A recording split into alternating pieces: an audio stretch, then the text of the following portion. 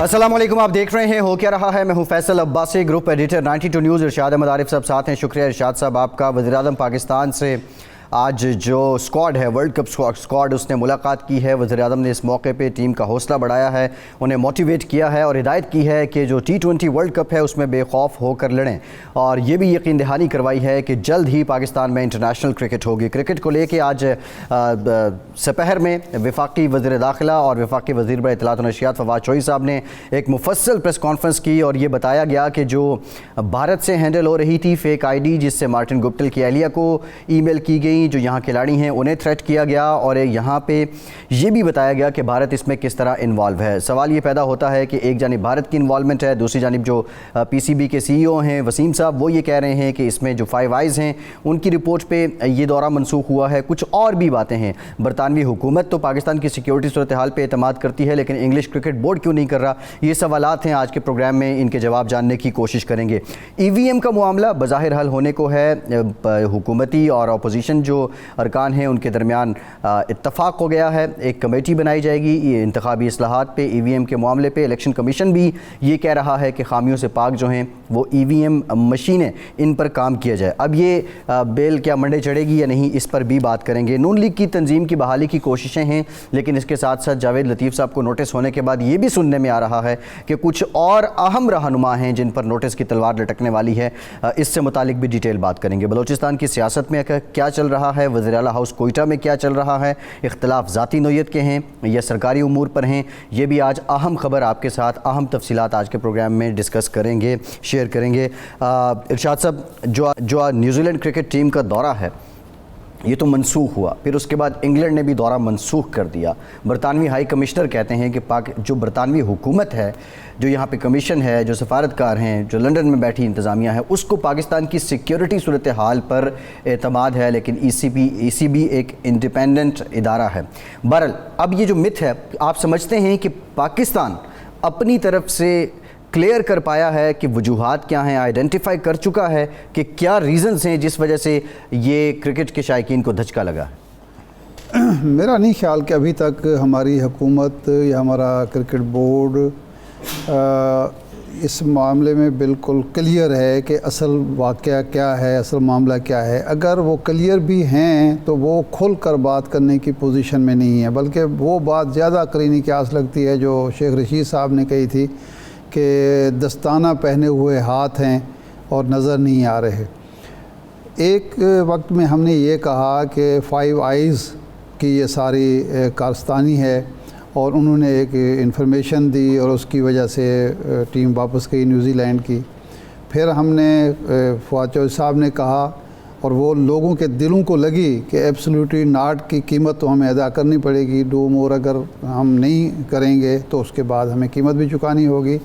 लोगों ने इस आम आदमी से अगर पूछें या जो सफारती मामलात को, सियासी मामलात को, पाकिस्तान की मौजूदा सिचुएशन को जानते हैं, समझते हैं, तो वो तो यही समझते हैं कि ये एक खेल के पीछे खेल हुआ है, खेल में सियासत दराई है। क्योंकि जब बरतानवी हाई कमिश्नर ये कहते हैं और वो कहते हैं हमारी हुकूमत का ये नुक्ता नज़र है कि पाकिस्तान में सिक्योरिटी का कोई इशू नहीं है, तो फिर वहाँ का क्रिकेट बोर्ड आज ख़ुद क्यों फ़ैसला करता है? क्रिकेट बोर्ड तो 2 वजूहात से फ़ैसला कर सकता है, या कोई लेन देन के मामलात न तय पा रहे हों या सिक्योरिटी का कोई मामला हो। जब तारीख़ तय हो चुकी, फ़ैसला हो गया कि अक्टूबर में आना है और फिर उसके बाद फ़ैसला जो है तब्दील किया जाता है, तो फिर सिक्योरिटी ही एक वजह हो सकती है। वो सफ़ीर साहब कह रहे हैं, हाई कमिश्नर साहब कह रहे हैं कि ये नहीं है, तो इसका मतलब है कि फवाद चौधरी साहब वाली बात जो थी वो करीनी क्यास है, मुनासिब है और शेख रशीद साहब ने कही। लेकिन अब 2 चीज़ें और आ गई और उसमें एक तो ये हो गया कि जनाब फेक IDs जो भारत से ऑपरेट हुई। तो इसका मतलब ये है कि 5 आइज़ जो हैं वो भारत की डिस इन्फॉर्मेशन को या मिस इन्फॉर्मेशन को जो है इम्पोर्टेंस दे रहे हैं, हकीकत समझ के रिपोर्ट हकीकत समझ के कर रहे हैं। एक तो ये वजह हो सकती है और दूसरी वजह ये हो सकती है कि हमारी जो सिक्योरिटी एजेंसीज़ हैं या हमारे जो इदारे हैं उनकी बात पर एतबार नहीं किया जा रहा। जी, یہ لیکن ایک تھریٹ الرٹ جو ہے وہ ارشاد صاحب ہماری طرف سے بھی تو سامنے آیا نا، منظر عام پہ آیا جس پہ سی پی او پنڈی کی مہر بھی لگی ہوئی ہے. اب اگر یہ تو فرض نہیں کیا جا سکتا کہ وہ تھریٹ الرٹ انٹرسیپٹ ہو گیا لیکن وہ پبلک تو ہوا ہے، اب وہ خاص سی پی او آفس سے ہوا یا کہیں سے ہوا. یہ ہمارا ایک ایسا پہلو ہے جس پر حکمرانوں کو، حکومت کو، اداروں کو توجہ دینی چاہیے. میں کل بھی عرض کر رہا تھا کہ یہاں تھریٹ جاری ہو جاتا ہے جی 10 محرم کو، عید الفطر کے موقع پر، عید الاضحیٰ کے موقع پر، 12 ربیع الاول کو، کسی بھی اہم موقع پر ایک تھریٹ جاری ہو جاتا ہے کہ جی یہ ہو گیا، وہ ہو گیا، یہ ہو سکتا ہے، وہ ہو سکتا ہے. اب جب تھریٹ الرٹ جاری کرتے ہیں آپ انفارمیشن کی بیس پہ، انٹیلیجنس کی بیس پہ، تو اس کے 2 نتیجے سامنے آنے چاہیے. جی یا تو خدا نخواستہ وہ واقعہ ظہور پذیر ہو، یعنی اگر وہ واقعی کوئی الرٹ جو ہے وہ اس کی حقیقت ہے تو وہ کوئی نہ کوئی بندہ موقع پر پہنچے جو خودکش ہے یا جس نے کوئی کارروائی کرنی ہے اور وہ کارروائی کر گزرے، یا اس کارروائی کو ناکام بنایا جائے، کوئی آدمی پکڑا جائے، سہولت کار پکڑا جائے، خودکش بمبار پکڑا جائے، یا کوئی اور آدمی جو ہے وہ پکڑا جائے.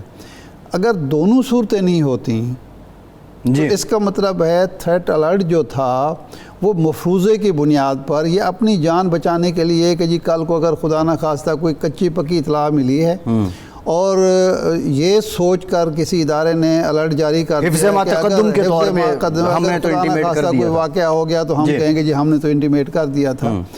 کیونکہ یہ جو ہماری جو کاؤنٹر انٹیلیجنس کے لوگوں سے بات ہوتی ہے وہ کہتے ہیں جی خودکش بمبار جو تیار کیا جاتا ہے وہ 48 گھنٹے سے زیادہ کارآمد نہیں ہوتا. 48 گھنٹے کے درمیان ہی وہ اس کو جو انجیکشن لگائے جاتے ہیں، اس کی برین واشنگ کی جاتی ہے، اس کو دوائیاں دی جاتی ہیں، اس کو تیار کیا جاتا ہے، موٹیویٹ کیا جاتا ہے، وہ 48 گھنٹے تک ہی ہوتا ہے. اس کے بعد وہ اس کے اثرات ختم ہو جائیں تو وہ پھر نارمل انسان ہوتا ہے. جی.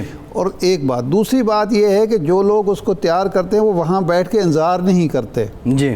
کیونکہ ان کو بھی پتہ ہوتا ہے کہ پکڑا گیا تو پولیس یا ادارے کہاں پہنچیں گے. تو اس لیے اگر تھریٹ الرٹ جاری ہوتا ہے تو وہ سوچ سمجھ کر ہونا چاہیے اور حقیقی انفارمیشن کی بنیاد پر ہونا چاہیے. جی. اب آپ خود اگر تھریٹ الرٹ جاری کر دیتے ہیں مفروضے پر اور اس کے بعد کوئی کچی پکی اطلاع ٹیم کو ملتی ہے یا گورنمنٹ کو ملتی ہے، ان کی نیوزی لینڈ کی گورنمنٹ کو ملتی ہے، تو وہ تو بلیو کریں گے کہ اس کا مطلب ہے کہ خود گورنمنٹ آف پاکستان یا پولیس کا ادارہ یا کوئی اور ادارہ جو ہمارا وہ بھی ایک الرٹ جاری کر رہا ہے اور یہ بھی ہمیں اطلاع مل رہی ہے. ایک تو سوال یہ ہے کہ معاملہ آئی سی سی میں جائے گا، پاکستان اپنا وہاں پہ مدعا رکھے گا. پاکستان کو جو موجودہ ابھی تک پاکستان کی جانب سے بیانات سامنے آئے ہیں، جو آفیشیل جو ترجمانوں کے حکومت کے بیان ہیں، کیا یہ گراؤنڈز کافی ہیں؟ اور دوسرا یہ جو تھریٹ الرٹ والا معاملہ ہے یہ ان سارے گراؤنڈز کی نفی نہیں کر دیتا؟ نہیں، نفی تو نہیں کرتا. دیکھیں نا، ایک الرٹ جاری ہونا اور ہمارے جو انتظامات ہیں، اگر ہمارے انتظامات بہتر ہیں اور اس سے پہلے ٹیمیں آ چکی ہیں تو جو نیوزی لینڈ ہے یا انگلینڈ ہے یا کوئی بھی ملک ہے یا اس کی ٹیم ہے اس کو بلیو کرنا چاہیے ہمارے انتظامات پہ. اس میں کوئی خامی اگر ہے تو اس کی نشاندہی کرنی چاہیے. اگر ہمارے انٹیلیجنس ایجنسیز یقین دہانی کرا رہے ہیں کہ کوئی ایسی بات نہیں ہے، آپ کو ہر طرح کی سیکیورٹی، یعنی وہ بتا رہے تھے کہ پریزیڈنشل سیکیورٹی دی گئی تھی، جی اس سے زیادہ سیکیورٹی ممکن نہیں ہے، تو اس کے بعد اگر وہ ٹیم اچانک فیصلہ کرتی ہے اور شیئر بھی نہیں کرتی، ٹھیک ہے نا، ان کو وہ خطرات شیئر کرنے چاہیے، بتانا چاہیے کہ یہ وجوہات ہیں، اور خود ان کے کپتان کہہ رہے ہیں کہ یہ فیصلہ درست ہے نہیں ہے، ہمیں عجیب سا لگ رہا ہے. ادھر جو انگلینڈ نے فیصلہ کیا تو وہاں کے کھلاڑی بھی کہہ رہے ہیں، وہاں کے اخبار نویس بھی کہہ رہے ہیں، دوسرے لوگ بھی کہہ رہے ہیں کہ یہ کیا فیصلہ کر دیا آپ نے. تو لیکن حکومت کو کم از کم اس میں یکسو ہونا چاہیے کہ یہ بنیادی وجہ ہے. اسی بیس پہ ہی ہم کسی عالمی فورم پر آئی سی سی کے سامنے جا سکتے ہیں کہ جب ہم اپنا کیس پلیڈ کریں گے تو ہم سے یقیناً یہ سوال ہوگا کہ آپ خود تو بتائیں کہ آپ کا کیس کیا ہے، کہ یہ سیاسی بنیادوں پر ہوا ہے یا یہ کچھ جان بوجھ کر کسی سازش کا حصہ ہے یا بالکل ناکافی اطلاعات کی بنیاد پر یہ فیصلہ کیا گیا ہے اور آپ کی وقار کو نقصان پہنچایا گیا ہے, آپ کی کرکٹ کو نقصان پہنچایا گیا ہے, کرکٹ بورڈ کو. میرا جو ارشاد صاحب یہ سوال ساری چیزیں ہمیں یکسو ہونا چاہیے کہ ہم کیا چاہتے ہیں. اب گراؤنڈز تو کیا لیتا ہے پاکستان کرکٹ بورڈ, اصل میں یہ لڑائی تو پاکستان کرکٹ بورڈ نے لڑنی ہے نا جی, لیکن جو اب تک کی حکومت بات کر رہی ہے, کیا یہ شواہد, یہ ساری باتیں پروسیکیوٹیبل ہیں؟ ایک علیحدہ پہلو ہے جو ہم یہ کہہ دیں کہ بھارت سے آئی ڈی آپریٹ ہوئی, ٹھیک ہے, ہم اس کی معاملات بھی نکال لیں گے, لیکن ہم جو گراؤنڈ لیں گے وہ کیا ہونے چاہیے؟ اور دوسرا, ابھی تک کی باتیں ہیں یہ عالمی فورم پہ قانون کی نظر میں پروسیکیوٹیبل ہیں, یہ ہمارے پاس اتنے شواہد ہیں کہ قانون کی نظر میں بھی ہم انہیں مستند جان رہے ہیں. دیکھیں, یہ تو قانونی ٹیم جو حکومت کی ہوگی یہ بتا سکتی ہے, یا کوئی قانون دان بتا سکتا ہے کہ اس میں کتنی ہے, لیکن بظاہر جو 4 چیزیں ہم نے کہی ہیں مختلف, ایک خود تھریٹ الرٹ جاری کیا جی, 5 آئیز کی بات کی, ایبسلیوٹلی ناٹ کی بات کی, اور اب فیک آئی ڈیز کی بات ہوئی ہے جی. تو اس کا مطلب ہے کہ ہم خود ابھی تک یکسو نہیں ہیں کہ ان میں سے کون سی چیز ایسی ہے جس کی بنیاد پر یہ فیصلہ ہوا ہے. جی, کوئی ایک چیز جو مضبوط ترین وجہ جو ہے اس پہ ہم کلیئر نہیں ہیں. ہمیں پہلے سب سے پہلے خود کلیئر ہونا ہوگا کہ یہ مضبوط ترین وجہ ہے. دوسری بات یہ ہے کہ اگر ہم اس پہ کلیئر ہو جاتے ہیں تو اس کے بعد پھر ہمارا لاہ عمل یہ ہونا چاہیے کہ ہمیں ہر فورم پہ, انٹرنیشنل فورم پہ اس مسئلے کو اٹھانا چاہیے. لیکن اس سے زیادہ امپورٹنٹ بات یہ ہے, اور میں کل بھی یہی عرض کیا تھا, کہ ہمیں اس کو زندگی موت کا مسئلہ نہیں بنا لینا چاہیے. دنیا یہاں ختم نہیں ہو رہی, ہمیں اپنی ٹیم کو مضبوط کرنا چاہیے. کوشش یہ کرنی چاہیے کہ افغانستان کی ٹیم کو یہاں بلائیں اور ایک میچ ہونا چاہیے, یہ تاثر دینے کے لیے کہ دیکھیے افغانستان ہی وہ جگہ ہے نا جس کو آپ سمجھ رہے ہیں کہ اس خطے میں اس کی وجہ سے صورتحال خراب ہو رہی ہے. جی, اس کی ٹیم ہمارے ہاں کھیل رہی ہے اور ہم کھیل رہے ہیں, میچ ہو رہا ہے اور کسی کو کوئی خطرہ نہیں ہے. اور جو دوست ممالک کی ٹیمیں ہیں ان کو بلانا چاہیے, اور پھر ہماری ٹیم کی کارکردگی ایسی ہونی چاہیے. یہ بات ویسے رمیز راجہ کی مجھے بہت اچھی لگی ہے. اس نے ایک تو یہ کہا کہ ہم پیچھے کسی کے نہیں بھاگیں گے, نہیں جناب آپ مہربانی کریں, نہ انگلینڈ کے پیچھے جائیں گے, نہ آسٹریلیا کے پیچھے جائیں گے, نہ نیوزی لینڈ کے پیچھے. ایک جس نے کھیلنا ہے وہ ہمارے ملک میں, اور 9 نیوٹرل وینیو پہ کھیلیں گے, یہ بھی بڑا کلیئر ہے کہ ہمارے ملک میں آئیں جس نے کھیلنا ہے. ایک باوقار رویہ یہی ہو سکتا ہے, باوقار طریقہ یہی ہے. دوسرا اس نے یہ کہا کہ ہمیں ٹیم کو یہ ثابت کرنا ہے کہ لوگوں کو, دنیا کو ہماری ضرورت ہے, ہمارے ساتھ کھیلنے کی ضرورت ہے.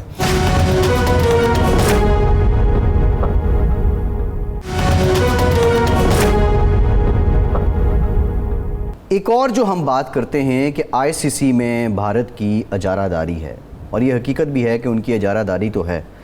اس اجارہ داری کو توڑنے کے لیے کیا کرنا ہوگا؟ رمیز راجہ صاحب کے لیے یہ بھی تو بہت بڑا چیلنج ہوگا نا. ان کی اجارہ داری اگر ٹوٹی ہوتی تو شاید یہ دن نہ ہوتا. دیکھیں, اجارہ داری تو 2 سال پہلے ثابت ہو گیا تھا جب ایک خاص موقع پر ڈومینیٹ کیا تھا اس نے.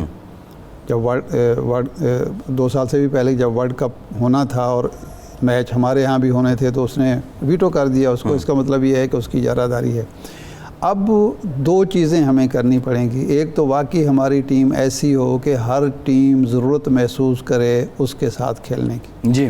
دوسرا, فائنانشلی ہمارے ہاں جو میچ ہو وہ اس قدر فائنانشلی لوگوں کی ضرورت ہو کہ جی ہر ٹیم آنا چاہے یہاں. کیونکہ انگلینڈ کو بھارت کو یہ ایڈوانٹیج حاصل ہے کہ اس کا بہت بڑا حصہ ہے جو اکانومی ہے کرکٹ کی, اس میں وہ حصے دار ہے. اگر ہم بھی کرکٹ اکانومی میں حصہ دار بن جائیں گے اور لوگوں کو ضرورت محسوس ہوگی تو پھر یقیناً ہماری بات بھی سن جائے گی. بالکل ٹھیک. تیسری جو چیز ہے وہ کرنی چاہیے کہ ہم یہ دیکھیں کہ ہم نے کس کس موقع پر کس ملک کی کرکٹ ٹیم کو یا کرکٹ کو مشکل صورتحال سے نکالا, اور آج کس نے ہمیں مشکل صورتحال میں ڈالا. تو اس لیے اس کا بھی ایک تجزیہ ہونا چاہیے. جی.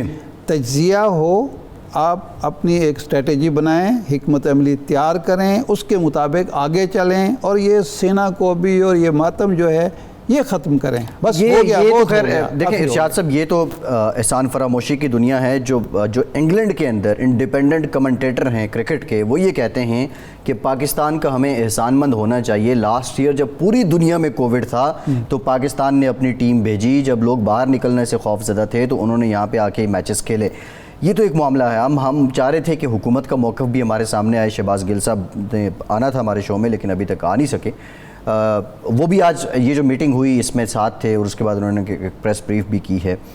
اب یہ سب باتیں، اب آپ نے سینا کوبی کی بات کی ہے، میں اس موضوع پہ لاسٹ جو آپ سے بات کرنا چاہوں گا.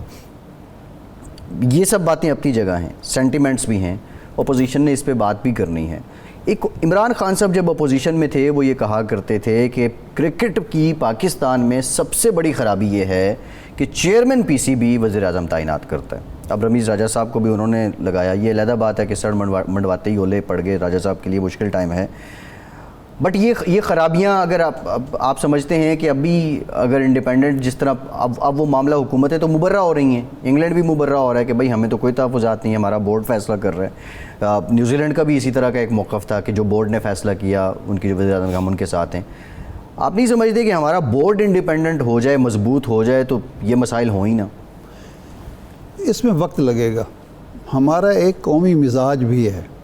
اگر آپ انڈیپینڈنٹ بنانا بھی چاہیں تو تب بھی ہمارے ایک قومی مزاج بن چکا ہے، عادت بن چکی ہے کہ ہم ہر معاملے میں حکومت کی طرف دیکھتے ہیں، وزیر اعظم کی طرف دیکھتے ہیں. اس میں وقت لگے گا لیکن یہ ہمیں کرنا چاہیے. لیکن اگر بطور ریاست ہم اتنے مضبوط ہوں تو پھر وہ صورتحال نہیں ہوگی جو اس وقت ہمیں درپیش ہے. تو اس لیے اس پر بھی ہمیں توجہ دینی. جی بالکل ٹھیک ہے. ارشاد صاحب ایک بریک لیتے ہیں اور بریک کے بعد نون لیگ کا موقف جاننے کی کریں گے. نون لیگ میں اندرونی طور پہ بڑی ہلچل ہے. جاوید لطیف صاحب کو نوٹس ہوا، سننے میں آ رہا ہے کہ کچھ اور لوگوں کو بھی اظہار وجوہ یعنی شو کاز کا نوٹس آئے گا، اور تنظیمی سطح پہ بھی خود جو قیادت ہے نون لیگ کی وہ بھی خاصی ایکٹیو ہے. بریک کے بعد بات کرتے ہیں، ہمارے ساتھ رہیے.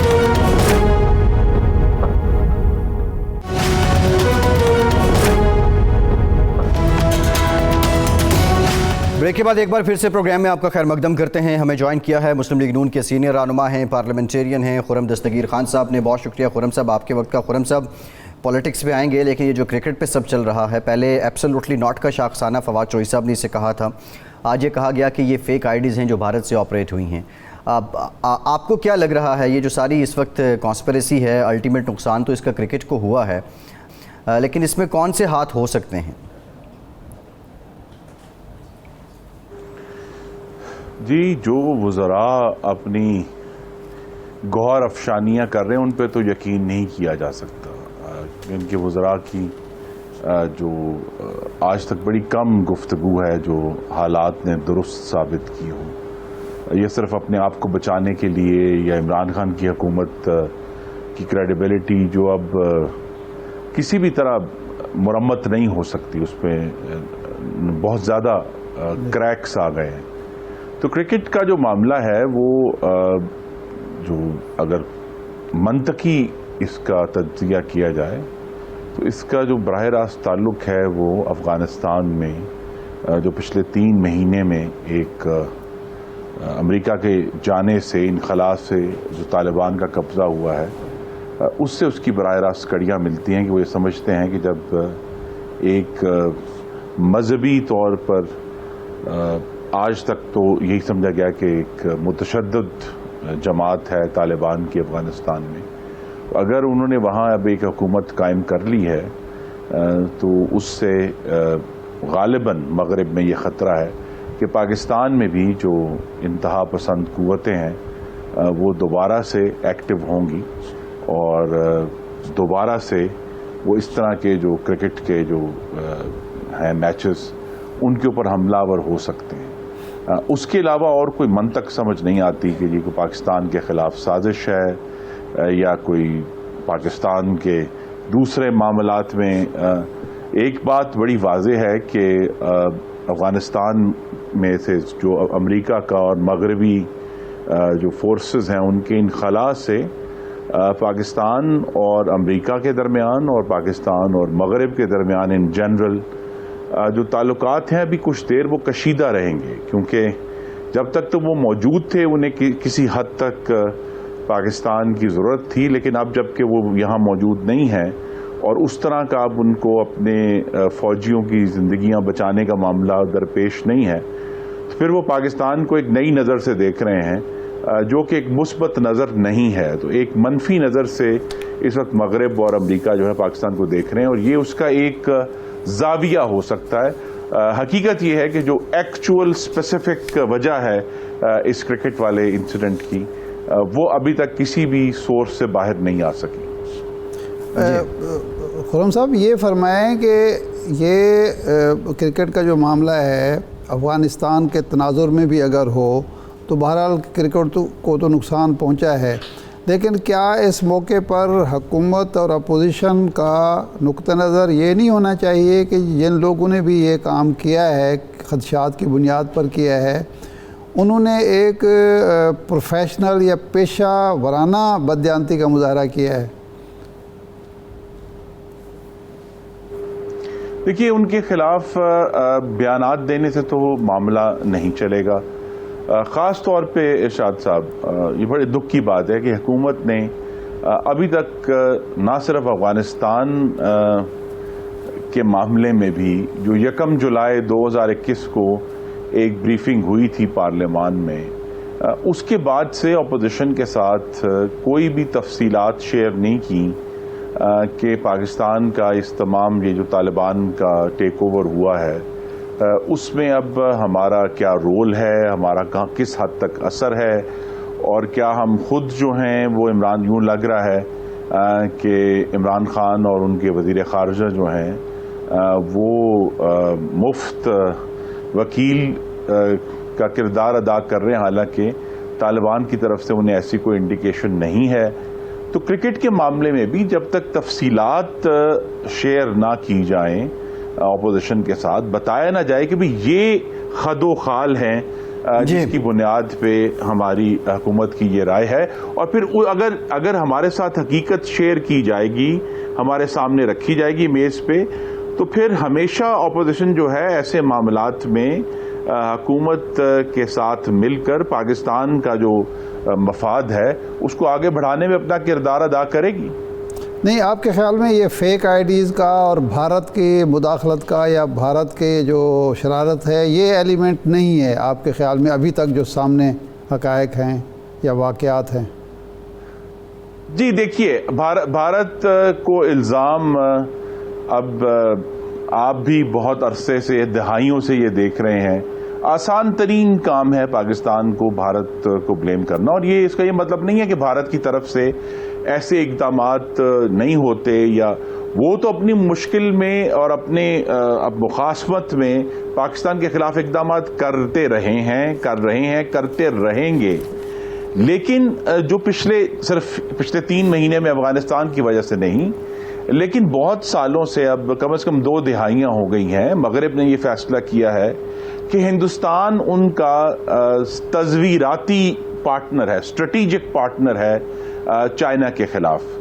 تو اگر ہندوستان کی طرف سے کوئی غلط خبر آئی بھی ہے تو مغرب کی نظر میں اس وقت ہندوستان زیادہ معتبر ہے پاکستان کے مقابلے میں۔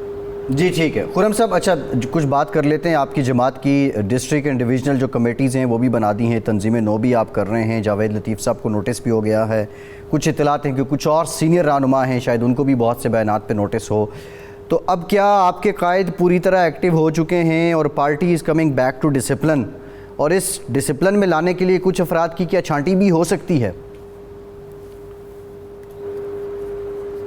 نہیں، چھانٹی نہیں ہوگی، اختلاف رائے رکھنا سب کا حق ہے، لیکن تمام میرے جو کولیگز ہیں وہ پچھلے جو ہم کہہ سکتے ہیں 5 سال، جن میں سے 2 سال ہماری حکومت بھی تھی، لیکن ایک چیلنجنگ مرحلہ تھا میاں نواز شریف کی ڈسکوالیفیکیشن، اس کے بعد پارٹی کو قائم رکھنا، اور پچھلے 3 سال سے جب سے یہ حکومت آئی ہے جس قسم کی فاشسٹ یلغار مسلم لیگ نون پر ہوئی ہے، تو وہ سب کے سب ہمارے جو کولیگز ہیں وہ محمد نواز شریف کے ساتھ اٹل طور پر کھڑے رہے ہیں اور کھڑے ہوئے ہیں۔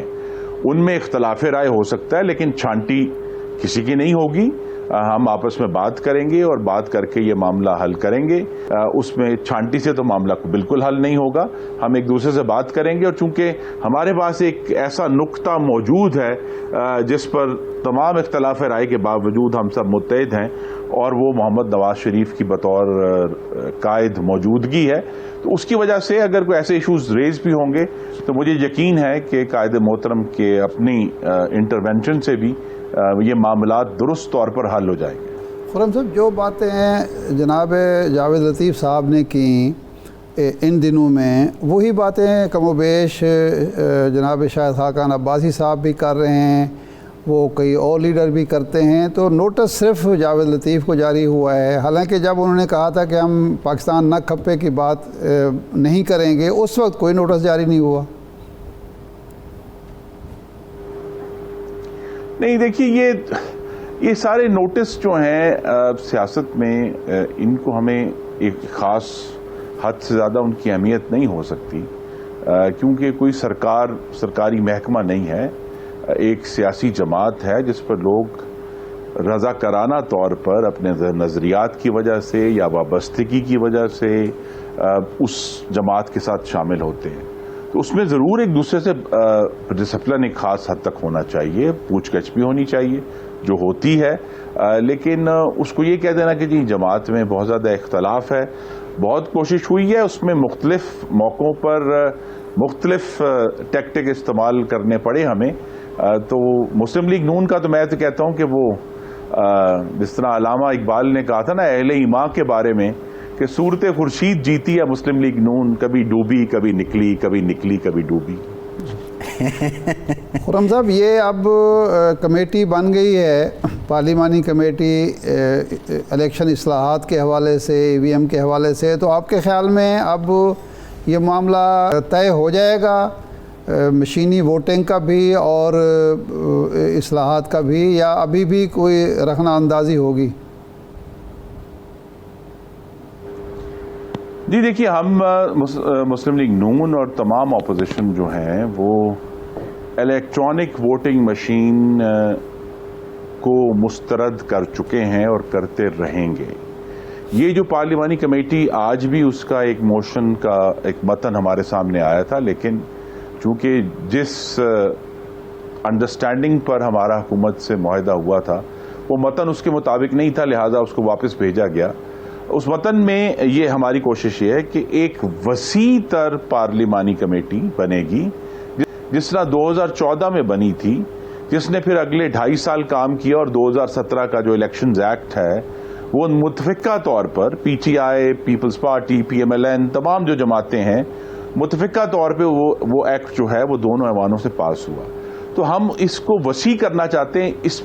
इसको हुकूमत की कोशिश ये थी इसको उन 2 बिलों तक या 3 बिलों तक महदूद कर दिया जाए जो हुकूमत की कोशिश है, लेकिन अब हुकूमत इस पर एग्री है कि एक वसी तर कमेटी बने जिसमें दोनों ऐवानों के मेंबरान हों, तमाम पार्टियों के अराकीन हो। जिस तरह पिछली जो कमेटी थी 2014 की, उसमें 33 अराकीन थे, हर पार्टी को नुमाइंदगी दी गई थी, यहाँ तक कि शेख रशीद साहब इनका एक ही रुकन था, वो खुद थे, उनको भी नुमाइंदगी दी गई थी कि हर शख्स जो मुंतखब है पार्लियामान में वो स्टेक होल्डर है। तो एक वसी तर कमेटी इंशाअल्लाह गालिबन जुम्मे के रोज उसकी तहरीक पास हो जाएगी। तो एक वसी तर कमेटी होगी, वहां फिर इस पर असर नौ गुफ्तगू होगी इलेक्ट्रॉनिक वोटिंग मशीन पर, या और किस किस्म की जो इंतखाबी इस्लाहात हैं उनकी ज़रूरत है। तो मामला भी इस जो कमेटी के बनने से उसमें थोड़ी सी वसअत आई है, उसमें ज़्यादा मुशावरत होगी, और उम्मीद यही है, उसमें कोई टाइम फ्रेम नहीं दिया गया कि बजाय फौरी तौर पर जो हुकूमत की कोशिश है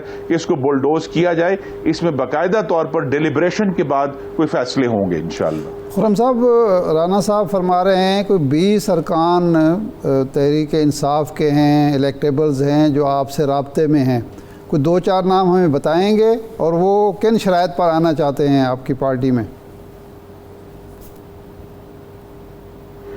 जी, ये मामला उठा था जब यूसुफ रज़ा गिलानी की सेनेट की नशिस्त में वोटिंग होनी थी, तब से ये हमारे सामने मौजूद है। मैं नाम तो आपके साथ माजरत करूंगा कि शेयर नहीं कर सकता, لیکن ان کی یہی ایک خواہش ہے ان اراکین کی، جن میں سے کچھ تعداد تو مسلم لیگ نون سے ہی پی ٹی آئی میں گئے تھے یا وہ آزاد منتخب ہوئے تھے، تو وہ اپنے سیاسی مستقبل کا تخمینہ لگا رہے ہیں اور وہ سمجھ رہے ہیں کہ یہ جو پی ٹی آئی قسم کی جو کنگز پارٹیاں ہیں، چاہے وہ کاف لیگ تھی، آج پی ٹی آئی ہے، یا 60 کی دہائی میں ایوب خان صاحب کی کنونشن لیگ تھی اور مختلف لیگیں جو بنی ہیں، کہ ان پارٹیوں کو کبھی دوام حاصل نہیں رہا جو مقتدرہ کی حمایت سے بنی تھی۔ جی ٹھیک، بہت شکریہ خرم دستگیر صاحب، آپ کے وقت کا ایک بریک لیتے ہیں اور بریک کے بعد جب واپس آئیں گے تو آپ کو بتائیں گے وزیر اعلیٰ ہاؤس کوئٹہ میں کیا چل رہا ہے۔ ہمارے ساتھ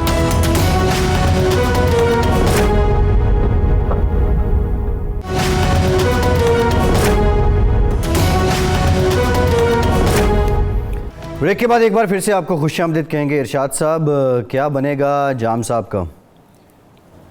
لگتا یوں ہے کہ جی کا جانا ٹھہر گیا ہے، صبح گیا کہ شام گیا۔ جام صاحب بھی بلوچ ہیں اور جو مقابلے میں لوگ ہیں وہ بلوچ اور پٹھان ہیں۔ 15 دن ملے تھے کہ اپنے معاملات جام صاحب ٹھیک کریں، لیکن 2-3 دن گزر گئے، 3 دن گزر گئے ہیں۔ ابھی تک جو کوئٹہ سے اطلاعات آ رہی ہیں، جام صاحب ان لوگوں سے جو ایک روایت ہے وہاں کی قبائلی کہ جی منانے کے لیے ایک ناراض آدمی دوسرے ناراض آدمی کے پاس چلا جاتا ہے، اور وہ قتل کا معاملہ بھی ہو تو جب ایک آدمی آ جائے تو پھر وہ معاف کر دیا جاتا ہے، اس کو مان لیا جاتا ہے، میڑ کو یا آنے کو۔ ایک تو میڑ ہوتی ہے باقاعدہ وہ لے کے ایک خاص انداز ہے، لیکن دوسرا اگر وہ چلا بھی جائے اور کہے کہ یار سوری، گھر آنا ہی جو ہے وہ غلطی کا اعتراف تصور کیا جاتا ہے۔ لیکن ابھی تک جو 3 دن کی میری اطلاعات ہیں وہ یہ ہیں کہ جام صاحب کہتے ہیں کہ یہ سارے بلیک میلر ہیں اور یہ پیسے لینا چاہتے ہیں، فنڈز لینا چاہتے ہیں۔ میں ایک صوبے کے اندر ایک دیانتدارانہ سسٹم لانے کی کوشش کر رہا ہوں۔ یہ جو ترقیاتی فنڈز تھے یہ لوگ ذاتی مقاصد کے لیے استعمال کرتے تھے، ذاتی طور پر استعمال ہوتے پیسہ بناتے تھے۔ میں چاہتا ہوں کہ یہ عوام کی فلاح و بہبود کے لیے خرچ ہو، تو میں ان میں سے کسی کے پاس جانے کے لیے تیار ہوں۔ ابھی تک کی اطلاع یہ ہیں، کل کو چلے جائیں تو یہ اور بات ہے۔ تو اگر یہ صورتحال رہی تو پھر ظاہر بات ہے جو ناراض گروپ، پہلے یہ ہوتا تھا کہ یہ مقامی طور پر معاملات حل ہو جایا کرتے تھے۔ اس دفعہ یہ ہوا کہ یہ معاملات اسلام آباد تک پہنچے، پہلے چیئرمین سینٹ وہاں پہنچے، انہوں نے کوشش کی، پھر بھی بات نہیں بنی، پھر کچھ اور لوگ وہاں پہنچے اور پھر جا کے 15 دن کی مہلت ملی۔ رکاوٹ کیا ہے؟ رکاوٹ یہی ہے، ایک تو جو نواب صاحب ہیں جناب جام کمال صاحب، ان سے شکایات ہیں لوگوں کو ذاتی نوعیت کی۔ یہ صرف فنڈز کا ایشو نہیں ہے، سیاسی نہیں ہے، طرز عمل کا ایشو بھی ہے، رویے کا ایشو بھی ہے۔ وہ لوگ یہ کہتے ہیں کہ جام صاحب جو ہیں اپنے ایم پی ایز تو درکنار اپنے وزراء کو بھی لفٹ نہیں کراتے، کئی دن تک ملاقات نہیں ہو پاتی، اگر ملاقات ہوتی ہے تو بات نہیں سن، یہ شکوے شکایات۔ ارشاد صاحب، یہ ذرا جام کمال صاحب نے ہمیں جوائن کر لیا ہے، انہی سے جانتے ہیں۔ جام صاحب پہلے تو بہت شکریہ آپ کے وقت کا۔ جام صاحب یہ بتائیے، جو شکوے تھے آپ کے ناراض دوستوں کو، کیا وہ دور ہو گئے ہیں؟ دیکھیں جی، تھینک یو فار کالنگ، اور یہ اس حوالے سے سب سے پہلی چیز یہ کہ یہ پچھلے 3 سال کے مرحلے میں آپ نے دیکھا ہوگا یہ اپس اینڈ ڈاؤن سیاسی ہر حوالے سے ہر پارٹی میں، بلوچستان میں خاص کر یہ تو ہمیشہ آئے گئے ہیں۔ اور جہاں تک کچھ لوگوں نے ان گلے شکووں کی بات کی ہے، الحمدللہ ایک بڑا سیاسی ہمارا ادھر ایک ماحول ہے، طریقہ کار چلتا ہے، اور انفرادی طور پہ میں نہیں کہہ سکتا ہوں کہ اگر 8-9 چیزوں میں سے 2 چیزوں کی گلا کسی کو اگر بہت زیادہ بری لگی ہو، وہ ضرور نہیں، سیاسی ماحول ہے، انسان کسی نہ کسی حوالے سے کرتا ہے۔ لیکن ایک جو تاثر ہے کہ ہمارے یہاں ایک چیز ہے کہ ملاقاتوں کا سلسلہ، سیاسی ماحول کا، یہ ساری چیزیں ہیں، اس کو کسی حد تک میں ضرور اس بات سے کور کرنا چاہوں گا کہ شاید بلوچستان کے ہر اضلاع کا دورہ ہو، بلوچستان کے ممبران کے ساتھ تعلق ہو، ہمارے بلوچستان کے حلقوں کے فنڈ ہو، ترقیاتی کام ہو، ہر چیز کے حوالے سے اگر بلوچستان کا ایک جائزہ لیا جائے تو میرے خیال انپریسیڈنٹڈ کانسٹیٹیوئنسیز میں کام، مرائل، سیاسی ہر لحاظ سے ہو ہیں۔ لیکن 1-2 ایسے لوگ ڈیفینیٹلی ہو سکتے ہیں جن کی شکایات کچھ مجھ سے ہوں، لیکن مجھ سے زیادہ کچھ اور لوگوں سے ہوں جو ان کے اپنے کولیگز ہوں، جو ان کے پارٹی کے دوسرے منسٹرز ہوں یا ممبرز ہوں. اب اس لحاظ میں وہ کبھی کبھی رنجشیں اتنی زیادہ بھی ہو جاتی ہیں کہ وہ اختلافات آپس میں بھی کبھی کبھی بڑھ جاتے ہیں. اور میرے لیے دیکھیں پارلیمان میں ہونا، پارلیمانی لیڈر کے حوالے سے، پھر ایک چیف منسٹر کے حوالے سے، میں ایز اے چیف منسٹر سارے ممبر، سارے کولیشن سب کو اپنے ساتھ لے کے آگے چلتا ہوں. انفرادی طور پہ کوئی میں فیصلے ایسے نہیں کرتا. اس کے اندر سچویشن جب فرکشنز میں آ جاتی ہیں، جیسے ہمارے ایک دوست تھے، انہوں نے کہا جی ہمیں کولیشن کے ایک منسٹر کے ساتھ بہت اعتراض ہے، تو اب اس کا علاج تو یہ تو نہیں ہے کہ وہ اپنی ناراضگی مجھ سے شو کریں.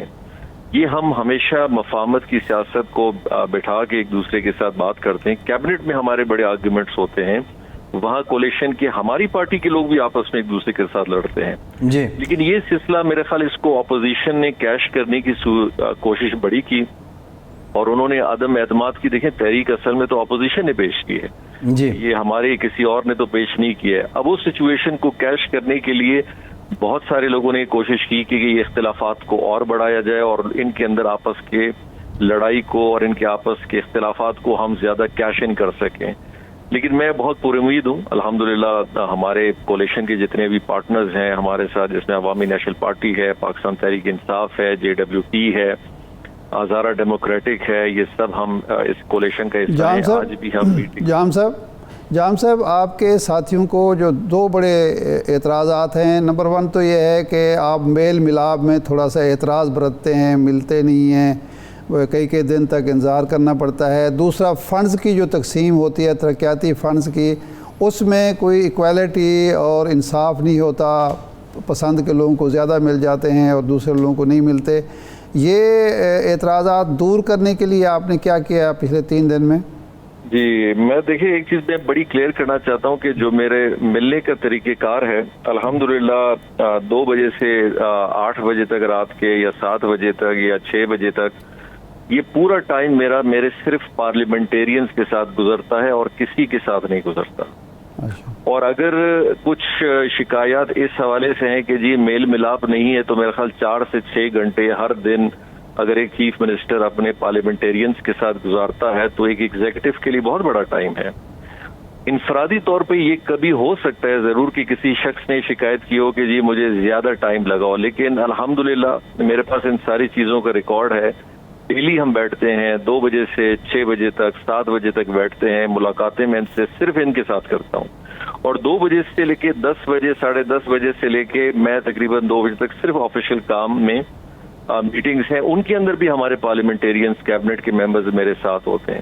تو یہ جو تاثر کریٹ کیا جا رہا ہے کہ ہاں اب اگر یہ کوئی کہتا ہے کہ جی آپ چیف منسٹر اپنے دروازے بالکل عام طریقے سے کھول دے اور پوری دنیا آ کے وہاں بیٹھنا شروع ہو جائے، یہ تو بڑا مناسب نہیں ہوگا، کیونکہ ایگزیکٹو نے اپنا کام بھی کرنا ہے، پارلیمنٹیرین سے ملنا ہے، میٹنگز کرنی ہے، حکومت کے حوالے سے کارکردگی کا جائزہ لینا ہے، لا اینڈ آرڈر کرنا ہے. اور دوسری بات جہاں تک فنڈ کی ایشو ہے، میں آپ کو بڑا کلیئر بتاؤں، یہ پہلی دفعہ انپریسیڈنٹڈ ہوا ہے کہ ہم نے، جب میں مخالف اپوزیشن کے حلقوں میں اگر کام دے رہا ہوں اور فنڈ دے رہا ہوں، تو یہ کیسے ممکن ہوگا کہ میں اپنے ہی کولیگز کو نہ دوں. اور 3 بجٹ ہم پاس کر چکے ہیں. اگر ایسی صورتحال ہوتی تو بجٹ جب میں نے ابھی پاس کیا تھا آپ نے دیکھا ہوگا، تو اس میں سب سے بڑی اگر مخالفت ہوتی تو بلوچستان عوامی پارٹی اور ہمارے کولیشن کے پارٹنر کرتے کہ جی ہم اس بجٹ کو منظور نہیں کرتے کیونکہ اس بجٹ میں انصاف نہیں ہے. لیکن اگر اس بجٹ کو انہوں نے سب نے اپروو کیا ہے، جس کا مقصد یہی ہے کہ وہ سب اس بات کا اعتراف کرتے ہیں کہ ہمیں ہماری گنجائش سے بہت زیادہ فنڈ ملا ہے. جام صاحب اگر صورتحال یہ ہے تو پھر کیا وجہ بنی کہ اسلام آباد سے کچھ دوستوں کو چل کے آنا پڑا، چیئرمین سینٹ کو، کچھ اور لوگوں کو، کہ آ کے صلح کروائی، لیکن وہ پھر بھی ابھی تک پائیدار شکل اختیار نہیں کر سکے، اور 15 دن جو ملے ہیں یا نظر آ رہے ہیں، کیا اب لوگوں کو منانے کے لیے آپ ان کے گھروں میں جائیں گے یا کیا صورت ہوگی؟ دیکھیے جی 2 چیزیں ہیں. ایک تو ہے کہ خواہشات انسان کبھی کسی کی ختم نہیں کر سکتا. ہمارے ان کچھ ایسے ممبرز ہیں جن میں سے آدھے سے زیادہ لوگوں کی تعداد وہ خود منسٹرز ہیں. چلیں اگر کوئی آدمی MPA ہو، منسٹر نہ ہو، تو میں کسی کی خواہش کے حوالے سے بات کر سکتا ہوں کہ جی وہ منسٹر نہیں بنا. देखिए पिछली गवर्नमेंट के साथ जब हमें कंपेयर किया जाता है, मेरे वालिद साहब भी सीएम थे, असलम रसानी साहब भी थे। 18वीं तरमीम ने एक चीज बड़ी अजीब की कि उन्होंने हमें लिमिट कर दिया कि 18 लोगों से ज्यादा आप मिनिस्टर ले नहीं सकते। सही। रसानी साहब के दौर में और मेरे वालिद साहब के दौर में 40-40, 50-50 मिनिस्टर होते, तो हर आदमी खुश होता था। अब हर इंसान को मैं मिनिस्टर तो नहीं बना सकता, मैं 18 लोगों से ज्यादा बढ़ नहीं सकता। तो जो मौजूद है उनकी ख्वाहिश ये है कि उनको अच्छे पोर्टफोलियोज मिलें, लेकिन हमने पोर्टफोलियोज भी यही देने। तो अल्हम्दुलिल्लाह इंशाल्लाह देखें, ऐसी कोई बात नहीं है। चंद हमारे दोस्त अगर नाराज भी हैं या उनके खदशात भी हैं, उनके खदशात भी इंशाल्लाह हम दूर करेंगे, वो हमसे बाहर नहीं है। जाम साहब, कोई ब्लैक मेलिंग का अंसर भी है, कोई ब्लैक मेलिंग की कोशिश भी हो रही है आपको ब्लैकमेल करने की? देखिए, मैंने हमेशा दोस्तों को कहा है कि हम जिस प्यार मोहब्बत से 3 साल में चले हैं, जो काम एक प्यार मोहब्बत और एक अच्छे इखलास के साथ चल सकता है, उसमें ब्लैकमेलिंग की जरूरत नहीं पड़ती। और न ही मैं उस फितरत का आदमी हूँ। अल्हम्दुलिल्लाह एक बड़े अच्छे माहौल में हमने 3 साल गुजारे हैं और बहुत अच्छी तरीके से गुजारे हैं जी। लेकिन ये जो सूरत हाल शायद जिसमें अपोजिशन ने किरदार प्ले किया है, तरीके आदम एतमाद ला के या चंद लोगों से बात करके, लेकिन इंशाल्लाह मैं पुरुमीद हूँ। इंशाल्लाह ये चीजें भी इंशाल्लाह खैर आफियत से ठीक। मैं इसकी छोटी सी मिसाल मैं आज को देता हूँ, बल्कि मैं आपसे बात कर रहा हूँ। अब 1 घंटे पहले हमारे चंद साथी जो हमसे नाराज हैं और बल्कि अपोजिशन के हलकों के अंदर के भी जो डेवलपमेंट काम की अप्रूवल आई है, उन सबको मैंने आज अप्रूव किया है जी। मैंने ये नहीं देखा कि कोई मुझसे अगर नाराज है तो मैं उसकी स्कीम रोक दूं या जो मेरे मुखालिफत है उसके काम को मैं डिले कर दूं। अल्हम्दुलिल्लाह एक बड़ा अच्छा टाइम गुजारा है। जाम साहब, और इंशाल्लाह आगे भी गुजारा है। कता कलामी की माफ़ी, टाइम खत्म हो गया। बहुत शुक्रिया। वज़ीर आला बयान जाम कमाल साहब हमारे साथ मौजूद थे। जो पॉइंट है वो यही है कि कुछ लोगों की जो अप्रूवल थी वो हो गई हैं। इरशाद साहब बहुत शुक्रिया, आपका इजाज़त दीजिए।